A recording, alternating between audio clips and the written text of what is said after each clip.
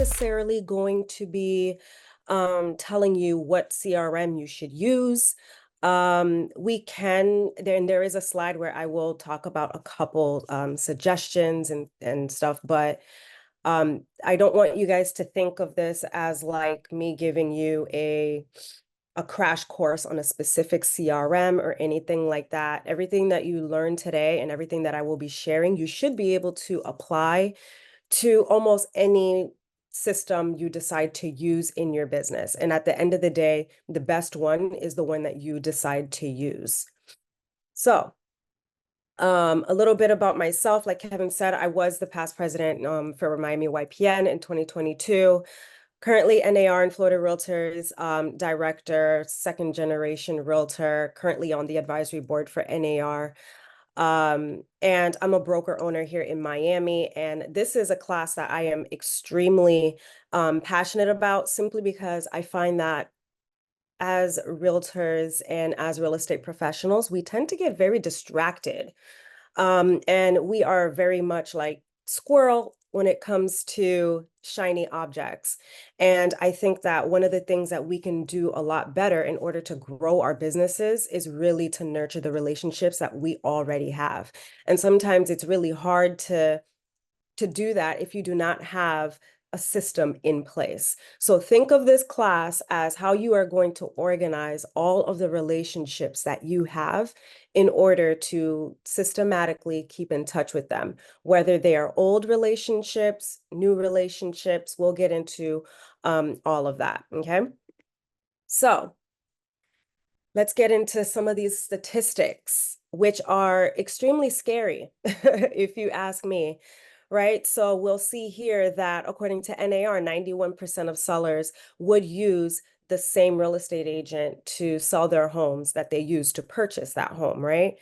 It is 6 to 7 times more, cost 6 to 7 times more, I apologize, to acquire a new customer than it is to just retain the existing ones that we already have.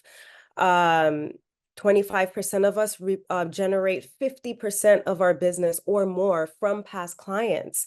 69% of sellers would have used the same agents again. Like all of these statistics, if you look at them, these are very good statistics. This shows that if we just nurtured the clients that we already had and the relationships that we already had, not only would people continue to use us, we would probably spend a lot less money in trying to generate new business if we just nurtured our relationships, right? But unfortunately, only 12% of our clients actually use their agent again, which is absolutely insane. So let's go into the database, right? It is the most valuable asset that you have in your business.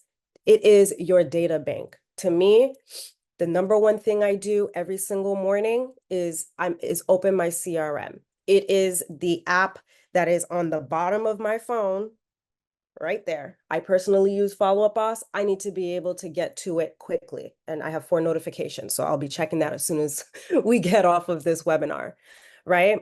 Your database is the most important thing in your business. This is where you're going to store all of your clients, all of your relationships, all of your prospects. It is a living record of your business. You should be feeding it daily. So that means that any new conversations that you have every day, those people should be going into your database, should be going into your CRM, and you should be able to track every interaction that you have with people in your CRM. We'll get into all of that, right? So for everyone who might be saying, okay, but I don't have a database, I don't have that many relationships, or I'm new in the business, you know people. Who does your hair?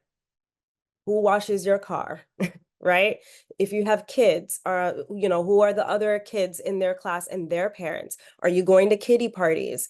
Your church, right? Friends, family, social media. And I don't know one person who is not on social media. I was actually with somebody last week in an Uber, and they said they reached their limit on Facebook with the number of friends they were allowed to have. They had 5,000 people that they were friends with on Facebook, but they didn't have a CRM together. That's crazy. Those people should be in your CRM, especially if you actually know them, right? Your past clients, other real estate professionals. I actually find that we miss out on a lot of opportunities as realtors by not nurturing the relationships that we have with other realtors, especially in our market. We tend to think of new business as only coming from somebody who wants to potentially buy, sell, invest, or rent in real estate. We understand that, but at the end of the day, 98% of the times there is another real estate professional on the other side of the transaction, right? Do you know how powerful it is to have a buyer potentially that's interested in a listing and you know the listing agent and you know the broker, or vice versa? Let's say you're the listing agent, you're receiving offers, and you're able to tell your sellers, hey, we have a lot of competitive offers here. However, these realtors here, I know will get us to the closing table with their buyers. I know them. So I think that we miss out on a lot of opportunities by Right. not nurturing relationships with other professionals. And of course, vendors. We want to put our vendors in our CRM, our appraisers, attorneys, inspectors, right? AC technicians, contractors. These are people that you want to put in there and you want to categorize them. And I'll give you guys a couple examples of how you're going to be doing that. So, um, can You we had that, mute, sir. can we mute Hmm. this person? This one is,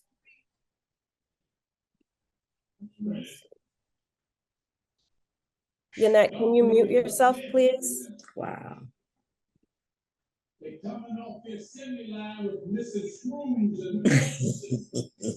Kev, can you mute that person?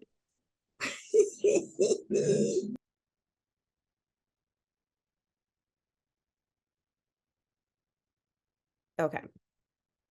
All right. So, Hello? oh, Hello? can you please mute yourself? Oh, I thought I did.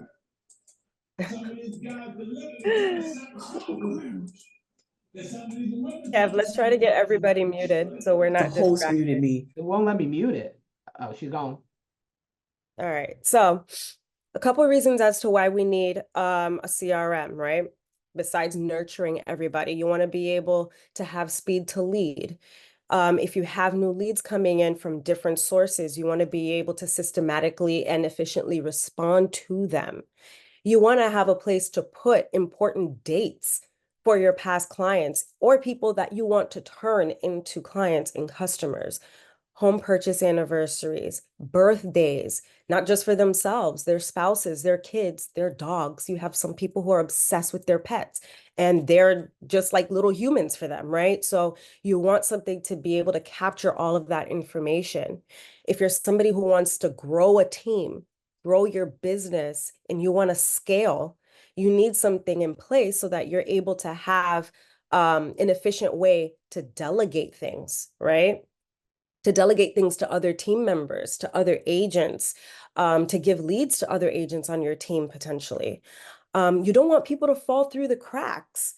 Like I started off by saying that I feel like we spend a lot of time trying to acquire new relationships instead of nurturing the ones we already have. And unfortunately, that is probably like the worst thing as far as like real estate professionals. We are very bad at follow up. And if you have something in place where you're able to see everybody and know when to follow up with them, you'll have less people falling through the cracks. Drip campaigns, again, for systematically keeping in touch with people and staying in front of people. I know a lot of us like to be on social media now. Some of us are doing mailers or other forms of lead generation, but I personally see drip campaigns as a in case you missed it type of approach. If you didn't see me on social media, you didn't see me in your mailbox, you're going to see me in your inbox, right? In your email inbox. Text messaging, right? You want to be able to stay top of mind, especially for those who are on here that are in Miami. We know that everybody and their mom and their dog and their neighbor is a real estate professional.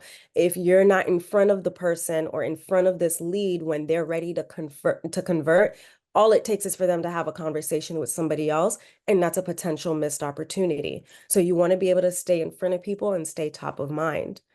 You also want to be able to use this tool to build your book of business.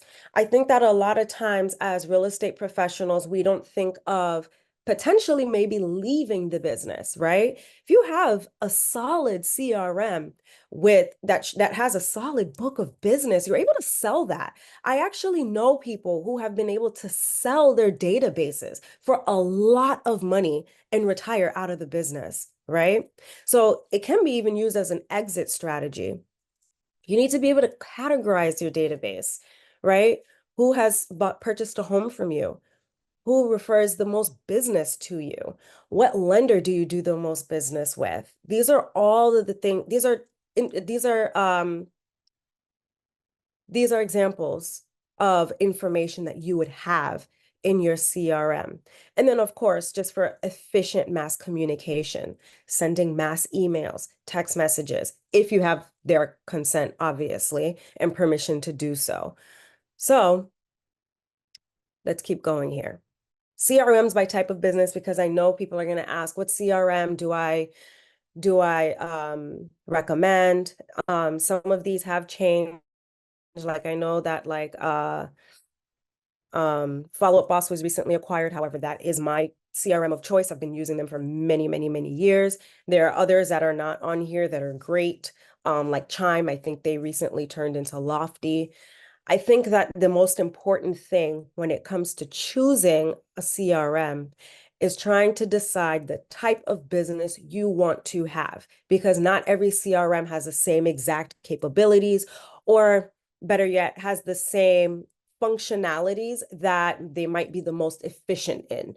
So just from my personal experience, for example, Follow Up Boss, I can see as is to me a tool that can be used for a solo agent all the way to a major brokerage that has hundreds, if not thousands of agents, right? It's a tool in a CRM that I find that can be extremely scalable. I find that it is extremely efficient with organizing online leads. Whereas Salesforce is very efficient at that too, however, may require a lot more customization. RealVolve is more of a CRM that is more built, or a system, I would say, that is more built on workflows and individualized experiences and relationship building. So again, I can't tell you which one would be best for your business. The most important thing is that you decide the type of business you want to have, the type of sources that you want to have for your business, and then choose a CRM. The best one is going to be the one that you actually use, point blank, period. So some basic things that you should want to look for in a CRM. Do you want to have a website, right? If you want to have your website, is it going to connect to your CRM? Will the two systems be able to communicate with each other efficiently, right? You want to be able to tag and label people in there. Like I said earlier, you want to be able to have past clients, or let's say you have a spouse that is in the military, and that is a very big connection that you have. So you want to be able to have people tagged in your CRM as military. You want to be able to categorize vendors. So you want to be able to have that functionality. To me, that is extremely important. Again, if you're somebody who is thinking about scaling, potentially bringing on team members or providing this tool to agents in your brokerage, let's say, is the CRM you choose scalable, right? That's very important. Dialer features. If you're somebody who is making a lot of calls, is that something that you want in your CRM, or do you want to use another tool for that? A lot of CRMs nowadays have dialer features built into them. If you're somebody who does a lot of lead generation with a lender partner, I personally find it to be extremely beneficial for your lender to have a seat in the CRM so that they are also able to efficiently respond to any leads or online inquiries and stuff that come in for higher conversion. I find that to be extremely helpful. And a lot of the systems allow for lenders to pay up to half, right? Of the monthly cost. So if you're looking to maybe invest in an expensive CRM, website, and lead generation capabilities, and you have a lender partner that you do a lot of business with, ask if it is possible to have your lender partner be integrated into the system and potentially share that cost with them. You want the system to be able to integrate seamlessly with any lead sources that you have. If you're somebody who does a lot of cold calling or maybe do a lot of use something like Vulcan 7 to call for sale by owners or circle prospecting, do you want the two systems to come to integrate with each other? I personally think it's very important for systems to integrate with each other because I want efficiency, right? Lead routing. If you are a team leader, for example, and you're in Broward, but you have agents down in Homestead, and you have leads come into the CRM that are for Homestead, you want to be able to route those leads to the appropriate agents on your team, right? So you want to be able to, if that's something that's important to you in your business, you want to make sure that that capability is there. Of course, speed to lead. New lead comes in, you need to be able to call them immediately. If you're not able to call them immediately, the system that you're using, the CRM that you're using, should be able to send them an immediate text message and an immediate email response. Like for me, if I get a new lead that signs up on my website or whatever, they come into my CRM and my CRM immediately sends them a text like, hi, this is Chandra Etienne from the Core Real Estate Advisors. I received your inquiry. Here's a video. It even has a video embedded. So it's me like speaking, hey, just let you know that I'm a real person and I'll be calling you within the next minute or so, right? And I find that a lot of times, by the time I call them, even if I'm not able to call them immediately, they've received something from me and they saw a face and they know that I'm a real person. So it doesn't feel too automated, right? We know that real estate is not done behind a desk. We're out in the field all day. You need to be able to have an app. I don't care what anybody says, you need to be able to have an app for whatever CRM you use. And then, of course, accountability and reports. Even if you don't have a team or a brokerage, you should have some sort of meeting with yourself where you're looking over reports and your numbers. How did I do last month? How did I do last quarter? Your CRM should be able to generate a report that says, hey, these were your number one lead sources, from the last quarter or the last year. Personally, October is when I do my business planning. And the reason why I do it in October is because we know in real estate that what we do today pays us in 90 days. So I don't start my business planning January 1st because I don't plan to get paid for the first time in March, right? So I start in October. And one of the first things that I do is go into our reports and I see, where did we generate the most leads? Which lead sources converted the best? Where did we spend the most money? Right? So your CRM should be able to assist you with doing all of that. If you do have a team, it'll also let you know who on your team is actually best as far as responding to new leads and inquiries, or who is actually engaging in the system the most, right? So these are just examples of what you can look for in your CRM. Now, no CRM is good if you don't actually use it, right? So I don't care if you're paying for the most fancy and expensive and system out there. If you're not actually using it properly, then it doesn't matter. It's essentially a glorified Rolodex and it means nothing.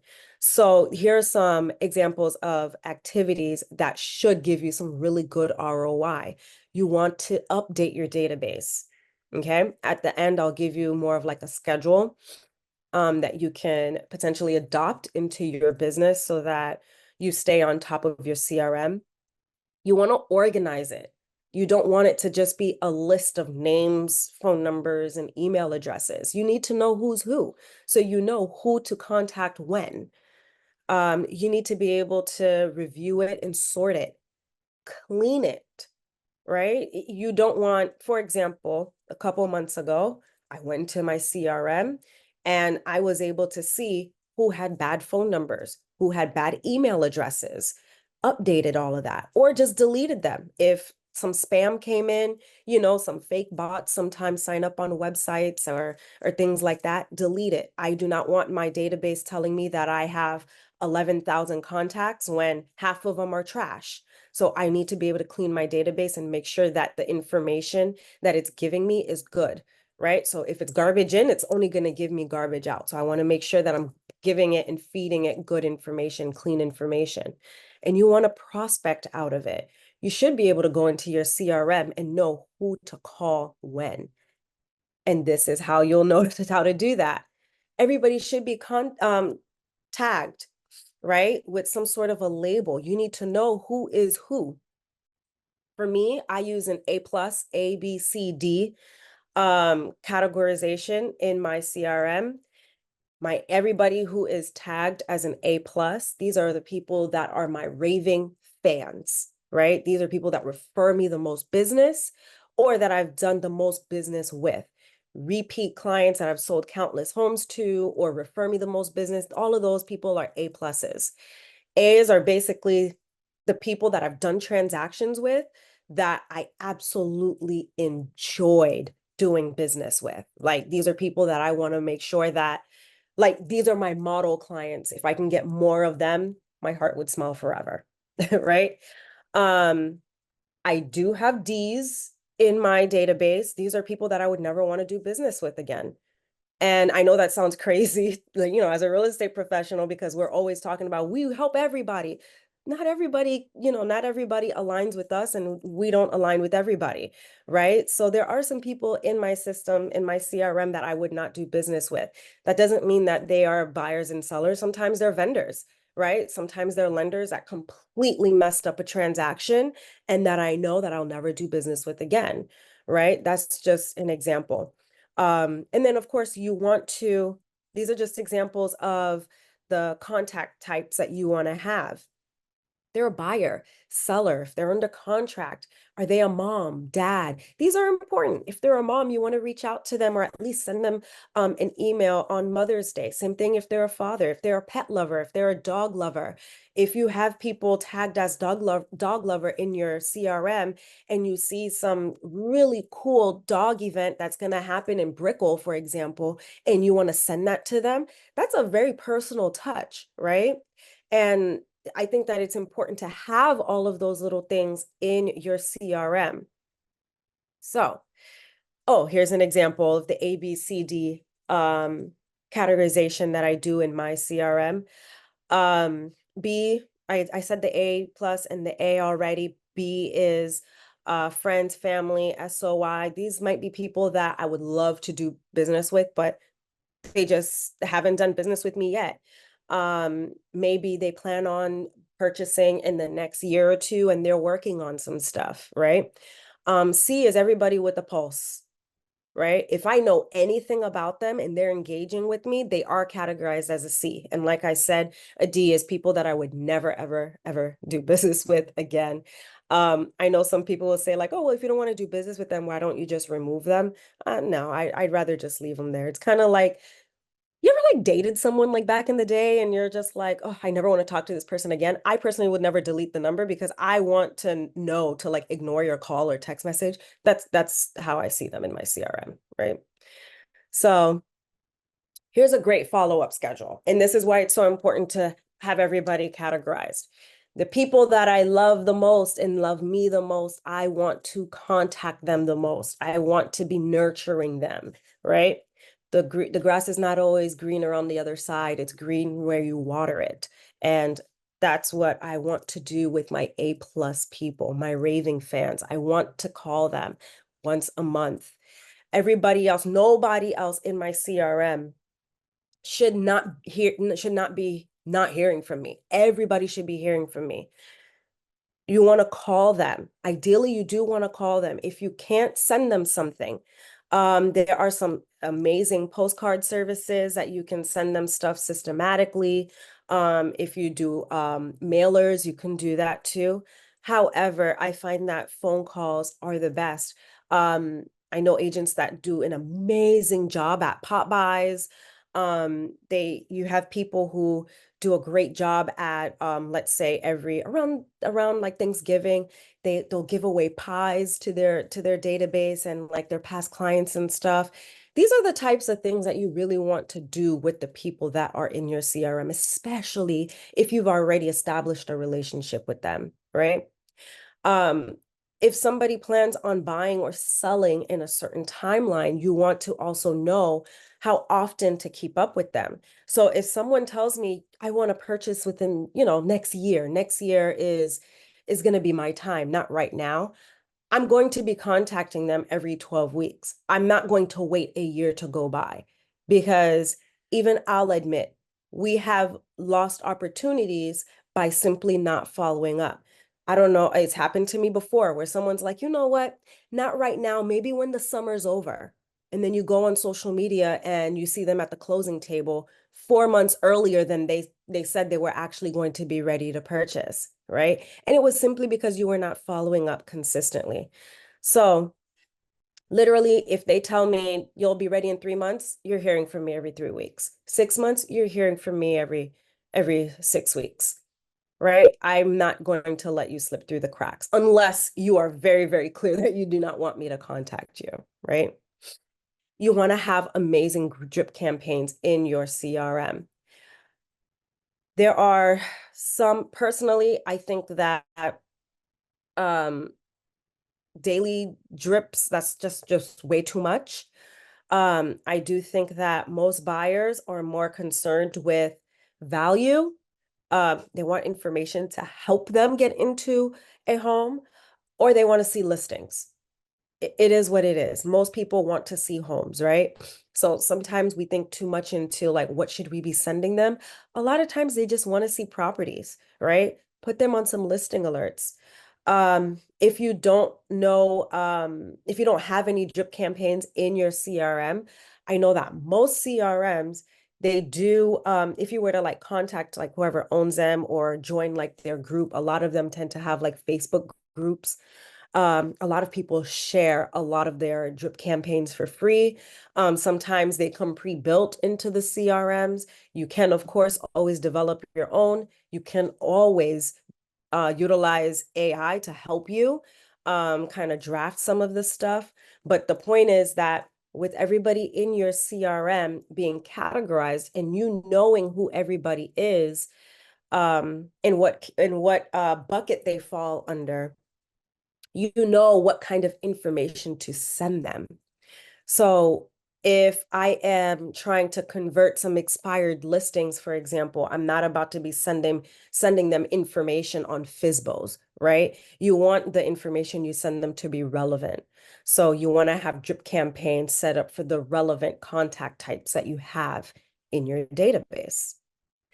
I want to pause really quick because I feel like I've been going nonstop for like 30 minutes and make sure and if anybody has a question, I want to just kind of touch on that now. Any questions?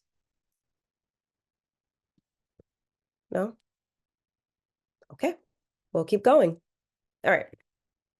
So when it comes to prospecting out of your database, I think that it's important to always contact the new leads first.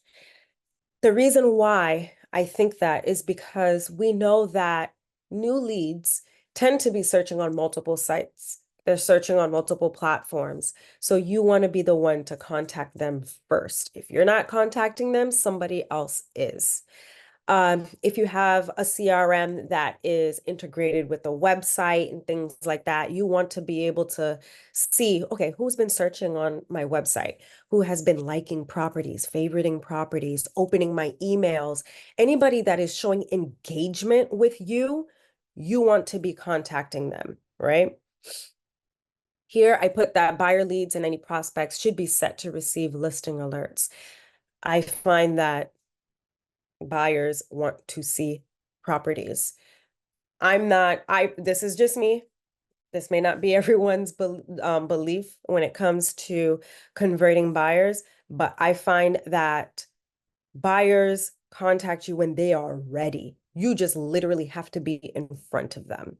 And sometimes that literally just means sending them listings. Um, so that's what I do. I send them relevant information and emails. My emails basically break down the process of what it takes to purchase a home. And it's set up in like a 12 email steps, 12 email campaigns, and there's a video in each one, right? That is sent to them weekly. So every week they receive an email about something relevant about the home buying process. So one may be about inspections, one might be about financing contingencies or whatever, right? And on top of that, they're receiving listing alerts, even if I don't know their budget yet, even if I don't know where they want to purchase yet, because the point is, I want to stay in front of them. I will adjust all that information once I get more information from them. Now that we have buyer broker agreements, how would you suggest sending in the information alerts? Why don't we? Okay, so to go and show, from my understanding, for showings, right? For any showings, and that also includes virtual tours. Before you do any of that, you need to have an agreement in place, right? But somebody looking at a property online is not a showing, right? So somebody looking at properties on my website and they're liking stuff, like that doesn't make them a client. That doesn't mean that I'm providing an exclusive service to them. Um, so I don't know if something has changed within the past like 24 hours or not, but as far as I'm concerned, properties online um is not something that aligns with uh, um, a real estate service, right? That would require us to have an agreement, right? If we were to do virtual tours for them, which that would go into like the digital aspect of things, I do know that we would have to have some sort of agreement in place with them, right? Whether that be the buyer brokerage agreement, a showing agreement, or whatever agreement that your broker says for you to use, but not for listing alerts, as far as I'm concerned. If I get corrected on that, or if I obtain any new information in regards to that, I'll gladly share that with everybody who registered for this class. Okay. Let's see, any other questions? Oh, and here's another thing that I did. Once all of these changes happened with NAR, I did add a field in my CRM for any buyers that we do onboard. I have a field in there that says the date that they signed an agreement and an expiration date for their agreement, right? Because as we know, our buyer brokerage agreements do have a term, right? So there is a start and end date. It's not an infinite thing. I do have that in my CRM. So we're able to see what active buyers we're currently working on, right? So that's something that you would definitely want to put in your CRM. So here are some scripts. Again, we're going to share this with you guys. So don't worry about taking screenshots or anything like that. But here are just some scripts for, like, let's say somebody who might have signed up for like a listing alert on your website or whatever service that you use for that. Phone calls, of course. I think that it's really important for people to hear from you on special dates. If they purchase the date they purchased a home, birthdays, if their lease is coming up soon. I think that that's another thing, another form of business that we tend to let like fall through the cracks. I once had an agent that had a really big database of rentals because she basically built her business on renters. And I was like, what we're going to do is take this afternoon and put everybody in our CRM And we're going to put 4 months prior to their lease being up for us to reach out to them to see if they want to renew their lease or if they want to start the home buying process, right? So do that for if you're somebody that's done a lot of, helped a lot of tenants get properties and rent properties, you definitely want to put them in your database, right? And then of course, if you're doing client events and things like that, you definitely want to be calling these people. Again, even if you're sending them emails or even snail mail, like they're going to receive in their mailbox, their actual mailbox, I see all of this as an in case you missed it approach. Some people, their email inboxes are getting spammed like crazy, right? You have a lot of people who only check their mailboxes like once a week. So I want to call just in case you missed it. Email marketing is still a very successful form of generating business.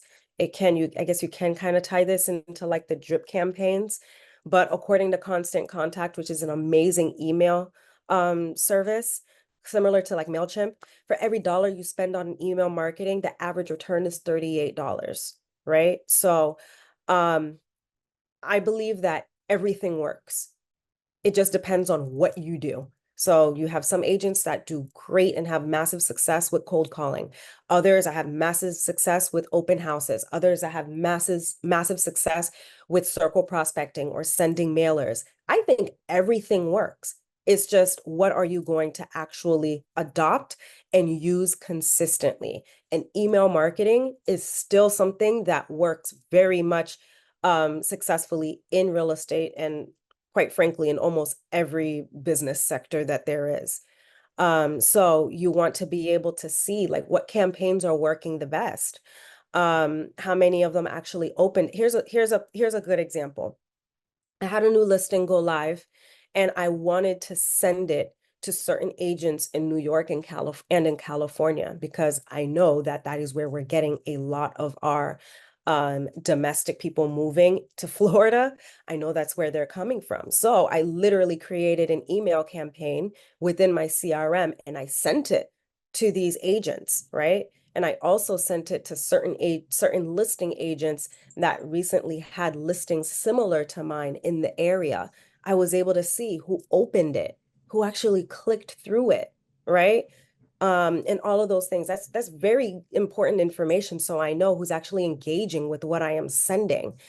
So that's just an example of what you can do with the email marketing. Let me see something really quick. I feel like I saw a question.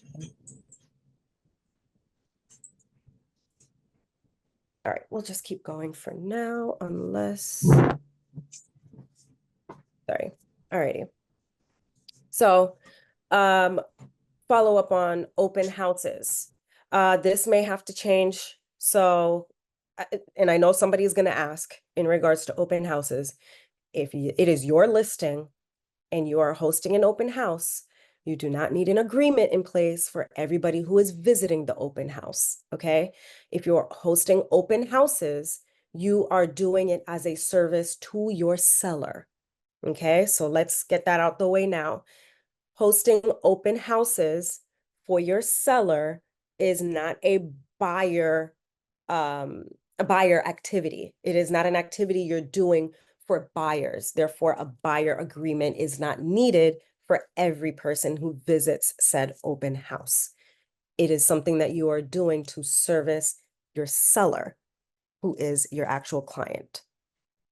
Okay, so email script for following up on open houses, video marketing. I don't even have to go too much into this because we all know that video um is the wave. Let's see. Somebody asked, what if you're hosting an open house and the listing is not yours? That's a very good question. I would suggest that you ask your broker this question, simply because open houses, like I just said, open houses are technically services that are for the seller, right? Now, if you are solely hosting open houses in order to convert buyers, That's a whole different topic of conversation.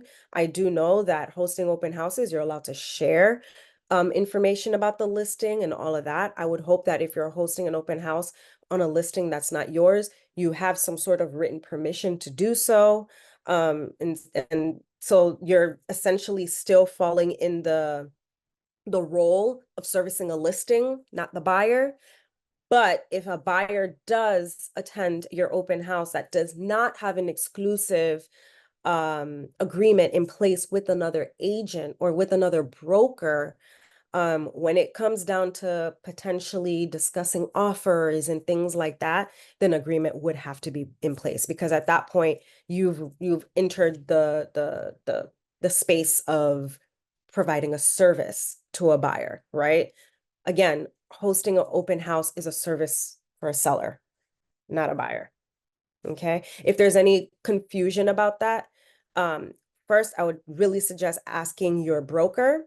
Second, I would suggest looking at some of the recorded webinars that are around the whole buyer brokerage agreements and all of the changes, because that is something that has come up several times in regards to hosting open houses and stuff. I do know that Florida Realtors has some recorded on their YouTube channel that has a whole Q&A section specifically about that. I hope that answers your question. That was a private chat question. But yeah, to get back to this video marketing, we already know how important that is. How can we get emails and phone numbers from realtors from other states? Very good question.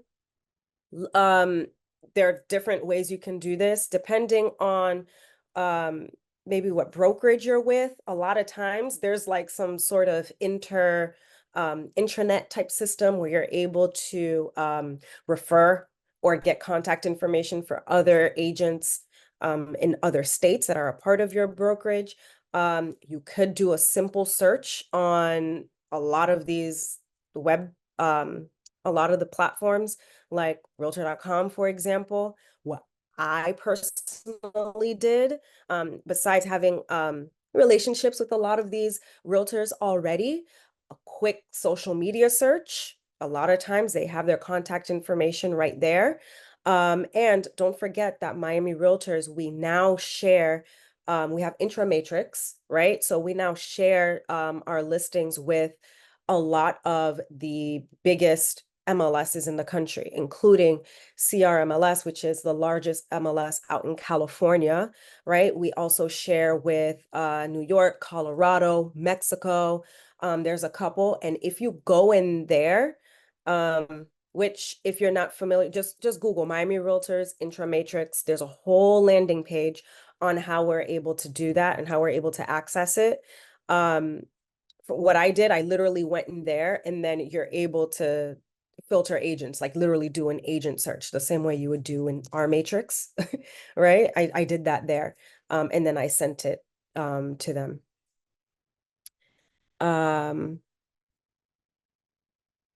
Let's see. Alrighty. Prospecting, text messages. Pretty please do not send mass text messages to people that you did not get permission from to do so. I absolutely hate it. As somebody who gets bombarded, I don't know how many I've received since being on this call. It is very, I find it to be very unprofessional. I really think that it's important to be reaching out to people who gave you permission to do so. So, with that being said, though, if you do have people's phone numbers, text messages are extremely, it's the best form of communication. Like, it is what it is. Now, I do suggest that you use it as a professional means of communication, and don't make it too casual, right? So be professional if you are sending text messages. But at the end of the day, everybody is checking their text messages within literally like a minute of receiving a text. So definitely utilize text messaging. In your CRM, some CRM systems allow for you to do that, including mass text messages, right? Here's um, a text template that I have in my CRM, right? That I can easily just send out to a couple people who I see have been browsing and liking some homes on our websites, right? That's just an example of what you can send. Mail outs. Personally, I'm a mailer girl. I find success in mailers because I find that social media and the internet, everybody and their mama is on there now. And it's just too noisy. I love mailers. And how does this turn into my CRM? I know who in my CRM I need to be sending mailers to, right? So I have a specific group of sellers or potential sellers that I am trying to convert in a specific subdivision, and I send them a piece of mail every 4 weeks. I am going to be in their mailbox every 4 weeks, right? So, and I know who to send it to because they're categorized and organized in my CRM as such.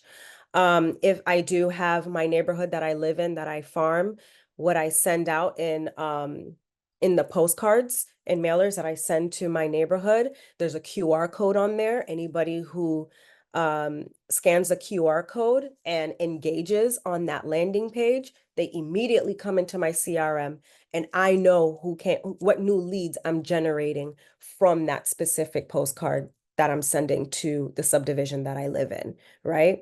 So there's so many ways that you can prospect out of your CRM, and mail outs is just one example of that. All right. So what do you want to do and how often you want to do it? You need to be in your CRM every single day. There should be someone that you can call, send a handwritten note to, send a text message to. If you have relationships, like I said from the beginning, social media, who do you engage with the most on social media? Are people commenting on your stuff? Facebook, especially Facebook. Let me tell you something about Facebook. Facebook is a tool. I don't really post on there too much, and that's my bad. I'm sure I've missed out on some opportunities by not being more active on Facebook. However, Facebook has allowed for me to establish some solid relationships that has helped me grow my business because Facebook is somewhere that people share like key moments in their life. If they're graduating, if they got a new job, if they got a promotion, if they unfortunately had a passing. I saw somebody announce their divorce on there this morning. Facebook is somewhere that everybody, for whatever reason, that's where they share all of the key important moments in their life. If you're somebody who wants to, you live in a neighborhood that there's a lot of young families and growing families, I'm sorry, if you're on Facebook and someone is announcing they're pregnant, they probably need a bigger space. They probably need a bigger home, or they need a home. That's where people announce engagements first. If they're going to move to another city, that's where they tend to announce it. So Facebook is one of those places, like even my clients, like once we close on a transaction, I add them on Facebook because I want to see everything that they got going on. They got a new dog, I'm putting in the CRM that they're a dog owner, right? Because now if I also know that they celebrate Christmas and I send them a little ornament, an ornament for Christmas, I might send like a little dog tag or something for their dog too with the ornament in the mail.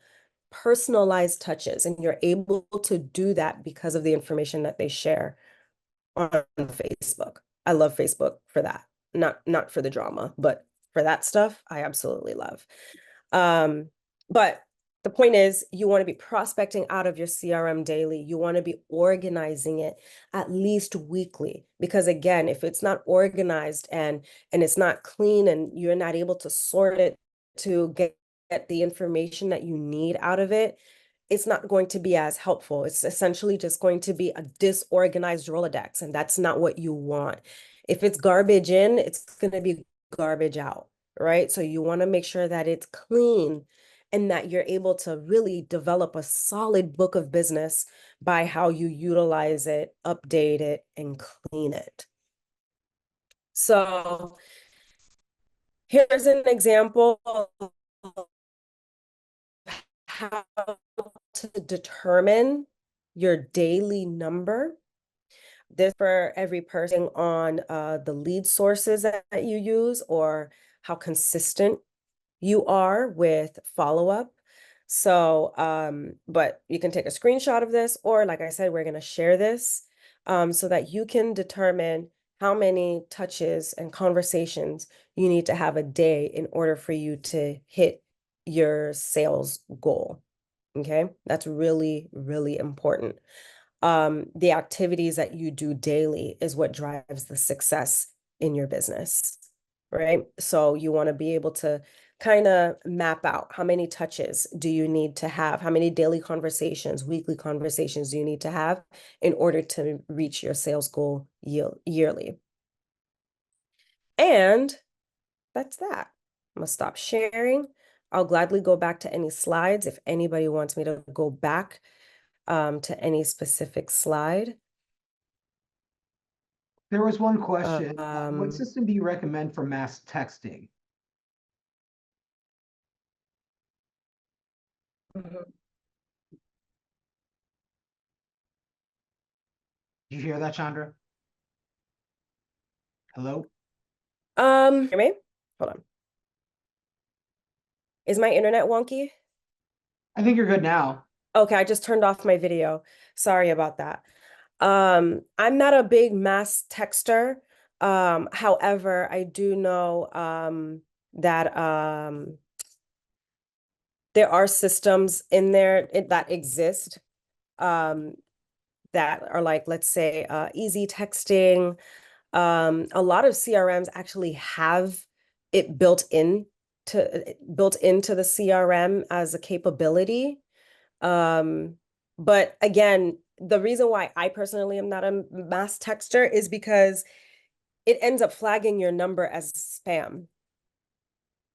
And if you're not able to reach the people, then it's pointless.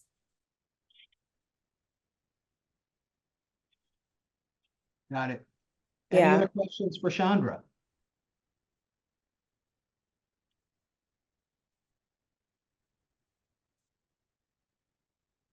Let me see. I had a couple direct messages.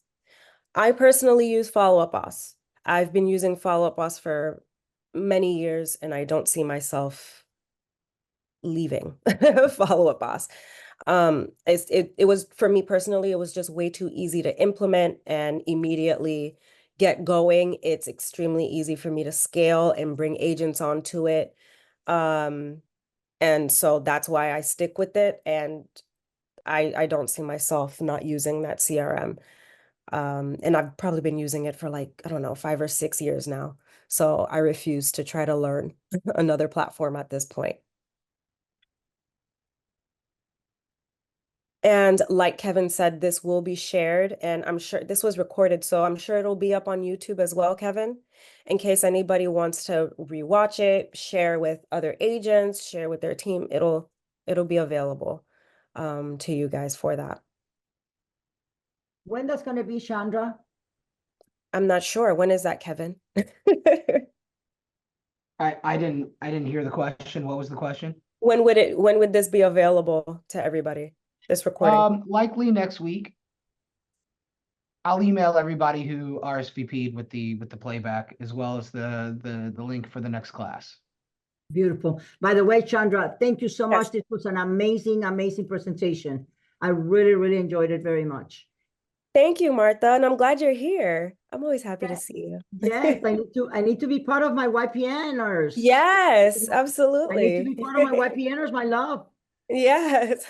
But I'll tell you, it's always good to refresh the basic things that we need to remind ourselves all the time. And I honestly tell you that I loved, as an instructor, I'll tell you that I love the way you presented it. And it was great to bring these things to upfront to us, to many of us that we tend to take for granted a lot of things. And this is something we need to do every day. We need to nurture our database every day. I always said the main and the biggest business you have is your own database. Absolutely. So Absolutely. I think that we're always busy trying to chase the next lead and chase the next relationship instead of just loving on the people that we already know and that already know us. And a lot of us know a lot of people. Most of us use iPhones. If you were to go into your contacts list and see how many contacts are in your phone, I mean, these are people that should all be in your CRM, so you should be systematically keeping in touch with them. So yeah, thank you, Martha, for your feedback. It means a lot coming from you, of course. Thank you for your time to dedicate to us. Absolutely. So there are Somebody a few asked more if I use questions. email marketing through my CRM. I do most of my email marketing through my CRM simply because I think that it's easier to use one thing and have everything in one platform. However, I have used MailChimp in the past. I simply stopped using them because it just got too expensive. My database just got too big and I didn't think it was worth that financial investment anymore. However, if you are looking for an email platform, like let's say you want to send newsletters and things like that, I love Flowdesk, Flodesk. It's a very easy email marketing system that you can implement into your business. They offer a free trial. I think it's only like 30 or $35 a month for an unlimited number of contacts that you can send to. Okay, the next question is, what lead generation systems do you get better responses with? This person who's asking the question is currently using Zillow, but not getting qualified buyers. Personally, I don't. Okay, so most of my business is past clients at this point. So I've been doing this a long time. So a lot of my clients are just people that I sold houses to 10, 14 years ago, right? So these are people that I'm just continuing to nurture. I call them on their birthdays. I'm seeing them at kitty parties. You know, me and my husband have kids. These are my sphere are also our age and tend to have kids as well. So that is my number one lead source. And in addition, other realtors. I get a lot of referrals from other agents across the country. And then other than that, right now, it would be mailers. Um, I'm, I find that the internet and social media is this is just personal. So if you're somebody who's seeing very great success with social media, please don't stop doing what you're doing. Okay. You do what works for you. But for me personally, I find that social media is way too saturated at this point. So I do still post on there and stuff, but it is not a major source of business for me anymore. I'm finding that mailers and old school methods of lead generation are working best because we have completely lost personal touch. I find that our industry is relying a lot on technology to establish, build, develop, and nurture these relationships. And I find that just going back to some old school mailers, nurturing, prospecting my neighborhood, reaching out to old expireds. And when I say old, I mean like 2 years old, 3 years old. We are the worst at follow up. Real estate agents just don't follow up. New expireds, new FISBOs, like everybody's calling them, but the old ones, no one's calling them anymore. Nobody's reaching out to them anymore. So I'm finding that those tend to convert the best. And for hot sellers or people that I helped purchase a home, I put them on HomeBot. That's HOMEBOT. It's essentially a system that sends them an idea of what their home is worth every single month. I basically tell them that their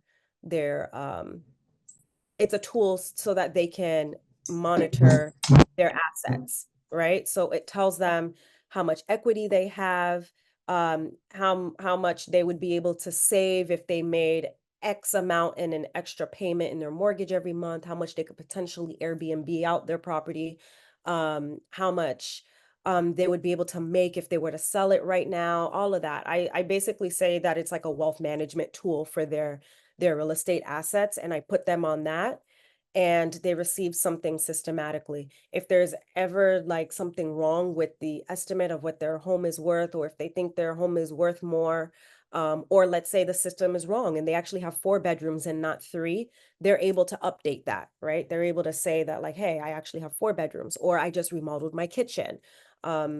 So I find that tool to be extremely helpful. I don't spend money on internet leads. So I know the person asked, they mentioned that they currently use Zillow, but they're not getting qualified buyers.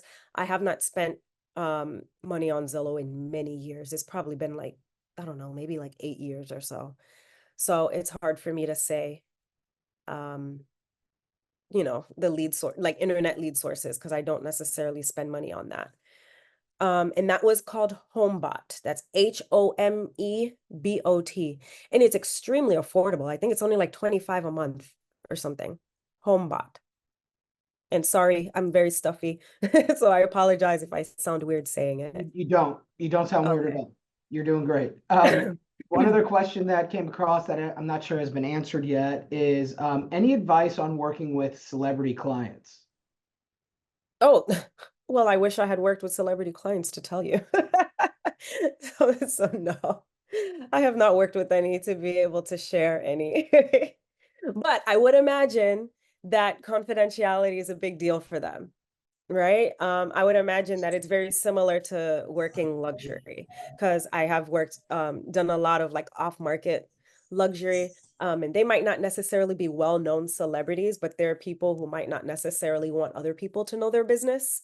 So there's a lot of confidentiality in that. Sometimes it's really important to develop relationship with maybe other luxury agents to hopefully find them something off market and things like that. But as far as working with celebrity agents, I'm sorry, celebrity clients, I would not be able to offer advice from personal experience. Sorry. She did have a head coach or a coach from Detroit recently offered a flyer out though. So you're getting up there, Chandra. Oh, yeah, yeah. I did meet a Pistons coach on a flight like 2 weeks ago.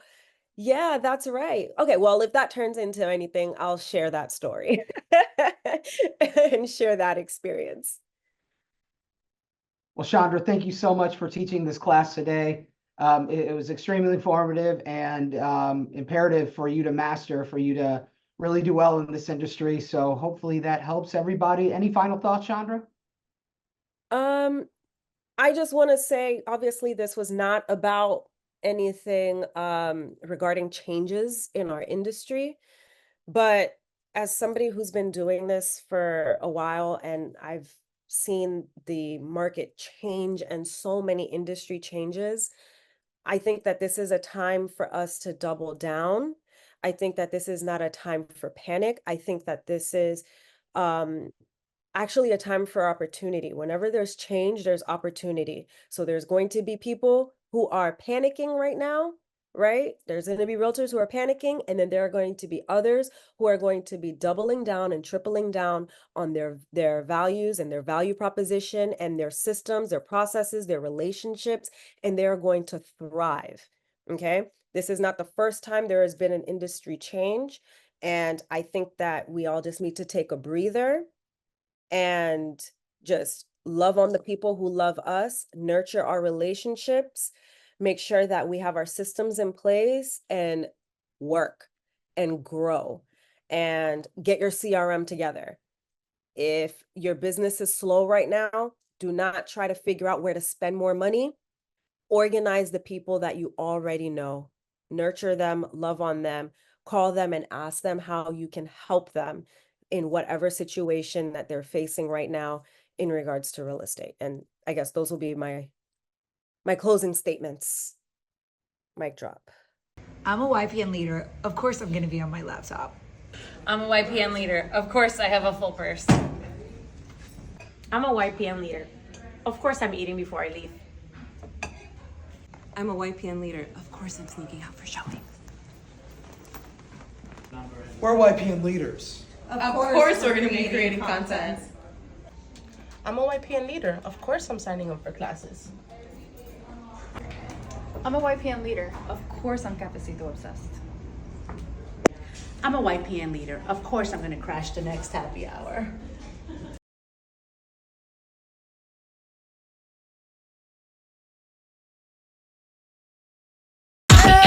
Yeah,